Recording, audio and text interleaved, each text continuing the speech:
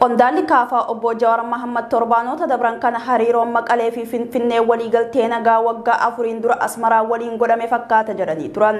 Ittaanaan durataa fi itti gaafatamaan hariiroo alaa Koongirensii Federaalawaa Oromoo obbo Jawaar Mohammad Itoophiyaatti nagaa waaraa fiduuf dogongora kanaan duratti deebi'uun akka hin hojjetamne akeekkachiisuu isaa oduu keenya gaafa Amajjii 12 keessatti gabaasuun keenya ni yaadatama. Waldhabdee ture irraa saffisaan gara hariiroo idileetti deebi'uunii fi gammachuun namoota siyaasaa gamalachuu jiru abdachiisaa ta'us haalli deemamaa jiru kan dabre waan dabre haa ta'u jechuudhaan dogongora biroof daandii saaquu akka ta'e mul'isa jedhanii turan.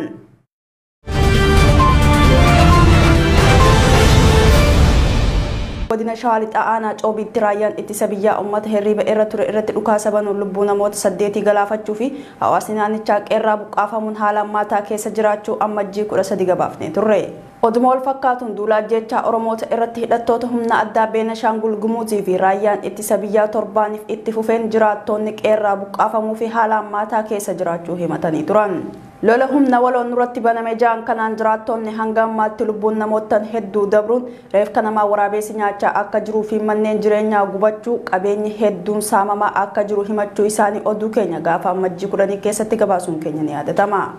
Haaluma wal fakkaatuun godina Wallaggaa dhiyaa aanaa Laaloo Assaabitti ajjechaa waraanni mootummaa raawwataa jiranii lubbuun dargaggoo tokko dabruu oduu keenya gaafa Amajjii 9 keessatti gabaasnee turre.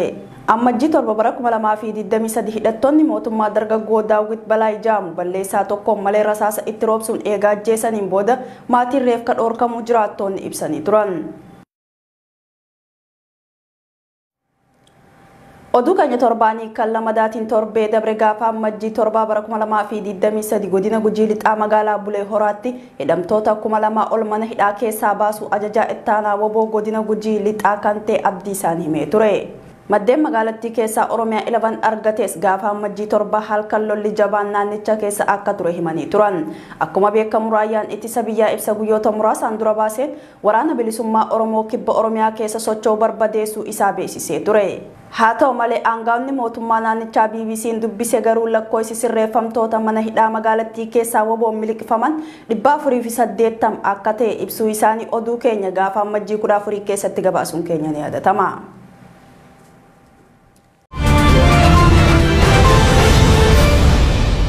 Godinaalee Oromiyaa garagaraatti saamichaa fi dararaan hidhattoota mootummaan uummata nagaa irratti raawwatamaa jiraachuun dhagahame. Akka kanaan godina Shawaa Lixaa aanaa Amboo fi godina Wallaggaa Lixaa aanaa Qondaalaatti humni mootummaa saamicha uummata irratti gaggeessaa jiraachuu oduu keenya gaafa Amajjii 10 keessatti gabaasuun keenya ni yaadatama. Jiraattoota godina lameenii irraa odeeffannoo nu dhaqqabeen wayita qaala'insi jireenyaa fi waraanni uummata mogolee buusee jirutti addatti ammoo hidhattoonni mootummaa saamicha humnaa meeshaa waraanaatiin nurratti gaggeessaa jiran jechuun himatanii turan. Akka kanaan godina Shawaa Lixaa aanaa Ambootti waraanni mootummaa Abiyyi Ahmad mana qotee bulaa Oromoo tokko gubuun qabeenya mana keessaa hunda saamuu jiraattonni naannichaa ibsanii turan. Godina Qellam Wallaggaa aanaa Laaloo Qilee keessatti barsiisonni 20 ol hidhamuun gabaafamee ture. Naannoo Oromiyaa godina Qellam Wallaggaa aanaa Laaloo Qileetti barsiisonni 20 ol ta'an mootummaa maaliif seera malee mindaa keenya nurraa mura mindaa guutuu argachuun mirga keenya jedhanii waan gaafataniif erga hidhaman torbaan tokko ol ta'u maatii fi barsiisonni sagalee Ameerikaatti himuu isaanii oduu keenya gaafa Amajjii 12 keessatti gabaasuun keenya ni yaadatama. Waajjirri bulchiinsaa fi nageenya aanichaa barsiisonni kunneen kan hidhamaniif mindaa isaanii waan gaafataniif osoo hin taane barattoonni akka hin barannee fi barsiisonni akka hin barsiifneef waan kakaasaniif jedhamuun kan hidhaman ta'uu ibsee ture.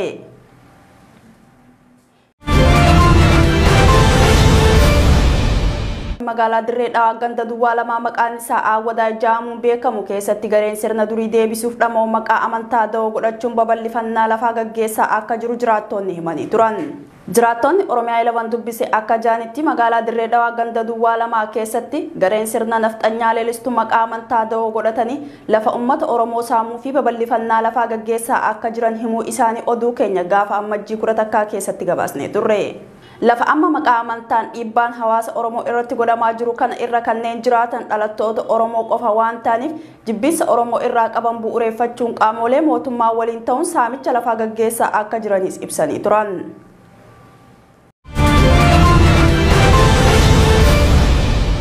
Harargee Lixaa aanaa Ciroo keessatti hidhattoonni mootummaan achitti bobbaase haloo bahiinsa lammiilee nagaa irratti gaggeessuun gabaafame. maddeen keenya irraa akka mirkaneeffannetti gaafa ammajjii 10 takka ejjennoo cimaa waboo waraana mootummaa naannicha qubsiifaman irratti fudhachuu hordofe hidhattoonni mootummaa haloo bahiinsa raawwachaa akka jiran ibsanii turan. Aanaa Ciroo magaalaa Raabsuu keessatti ejjennoo cimaa waboon fudhatee waraana mootummaa tokko ajjeesee 2 madoon kan adabe ta'uu himuun kana bu'uureffachuun waraanni mootummaa uummata dhimma kana keessaa hirmaannaa tokko hin qabne dararaa akka jiru himuu isaanii oduu keenya gaafa ammajjii 12 keessatti gabaasne turre. Kanaan wal qabatee hanga ammaatti namoonni meeqa akka hidhaman wanti beekame jiraachuu baatus qabeenyi uummataa hedduun saamamuu fi reebichi cimaan guddaa fi xiqqaa osoo hin jedhin lammiilee nagaa irratti raawwatamuu mirkaneessanii turan.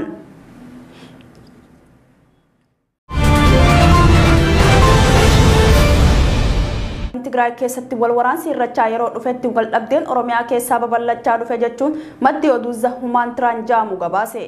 Sadaasa lama waliigalteen nagaa erga mallattaa'e as waraanni naannoo kaabaa kan qabbanaa'e yoo ta'u garuu wal dhabdeen adda ta'e gara kibbaatti daran jabaatee finciltoonni farra mootummaa haleellaa cimsanii lammiileen nagaa rakkachaa jiraachuun maddi oduu kun gabaasuu isaa oduu keenya gaafa ammajjii 13 keessatti gabaasuun keenya ni yaadatama.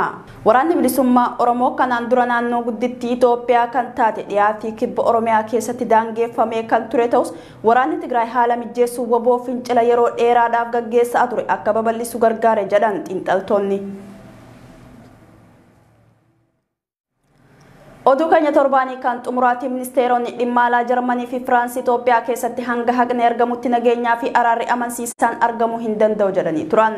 Qondaalonni biyyoota Awurooppaa kunneen wayita Itoophiyaa daawwatanitti ministeera muummee Itoophiyaa Abiyyi Ahmad waliin adeemsa marii nageenyaa fi araara mootummaa federaalaa fi TPLF itti jiran irratti mari'achuu isaanii oduu keenya gaafa ammajjii 13 keessatti gabaasuun keenya ni yaadatama.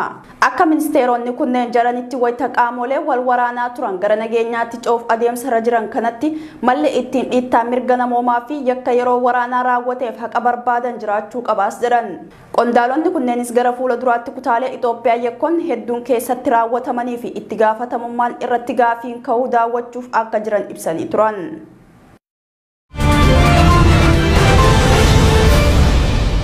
Bulchiinsi magaalaa Finfinnee afaan Oromoo manneen barnootaa magaalichaa keessatti akka afaan lammaffaatti akka kennamuuf murteessuu beeksisee ture.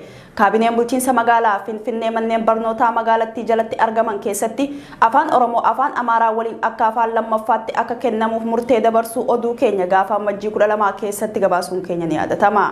Bulchiinsi magaalaa Finfinnee sirna barnootaa afdaneessa qorachiise keessatti barattoota afaan dhaloota isaanii Amaariffaa ta'eef afaan Oromoo akka afaan lammaffaatti akka kennamuuf murtee dabarsee ture.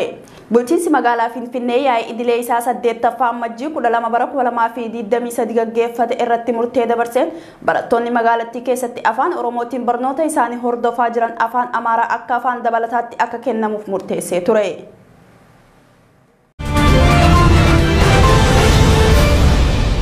Barri 2022 Oromoodhaaf bara miixuu ture jechuun ollaan xiyyeeffannoon addunyaa waa'ee walitti bu'iinsa kaaba Itoophiyaatti mudate irratti kan ture ta'us guutummaa Oromiyaa keessatti sababa walitti bu'iinsaa fi hongeetiin buqqaatiin hedduun sarbama mirgoota namoomaa guddaatu lammiilee Oromoo irratti raawwatame jechuun haala Oromiyaa keessa ture ibsee ture.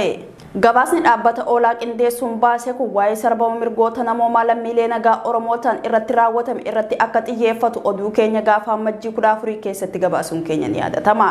Gama biraan ammoo waraana bilisummaa Oromoo wajjin hidhata qabdu maqaa ja'uun mootummaan haleellaa fi sarbama mirga namoomaa lammiilee Oromoo irratti akka raawwatu ibsa gabaasni oolaa kun.